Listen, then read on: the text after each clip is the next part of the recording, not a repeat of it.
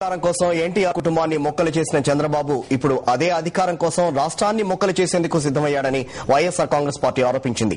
రాష్ట్ర విభజనకు ఆద్యుడు ముమ్మాటికి చంద్రబాబేనని ఆ పార్టీ నాయకుడు గౌతమ్ రెడ్డి విమర్శించారు. కాంగ్రెస్ పార్టీతో చంద్రబాబుకు ఢిల్లీ అధిష్టానంగా మారిందని దుయ్యబట్టారు. జగన్ బెయిల్ పిటిషన్ విచారణకొచ్చే ప్రతిసారి అడ్డుపడడం చంద్రబాబుకు రివాజుగా మారిందని విమర్శించారు. జగన్మోహన్ రెడ్డిని చూసి భయపడే శాసన మండలి ఎన్నికల నుంచి జరిగిన ప్రతి ఎన్నికల్లో చంద్రబాబు కాంగ్రెస్ తో కుమ్మక్కయ్యారని గౌతమ్ రెడ్డి తప్పుబట్టారు.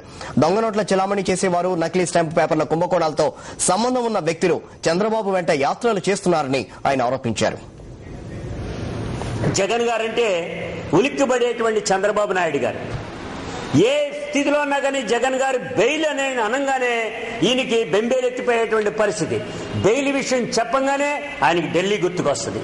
బెయిల్ విషయం చెప్పంగానే ఆయన కాలు నొప్పి గుర్తుకొస్తుంది. బెయిల్ విషయం చెప్పంగానే ప్రధానమంత్రికి లెటర్ ఇవ్వాలనే సంగతి గుర్తుకొస్తాయి. కానీ నేను ఒకటి అడుగుతున్నా, TDP party local party, TDP party head quarters Hyderabad, మీకు ఢిల్లీతో సంబంధం ఏంటండి? ఢిల్లీ నాయకులతో సంబంధం ఏంటండి? మీకు వారితో సత్సంబంధాలు కలిగి ఉన్నాయి కాబట్టే ఈ రోజున మీరు వారితో మమేకమై తీసుకునేటువంటి నిర్ణయాల ప్రకారంగా ఈ రాష్ట్రాన్ని అధోగతి పాలు పట్టిస్తున్నారు అనేటువంటి దానికే కారణమే ఇవాళ కనపడేటువంటి విషయం.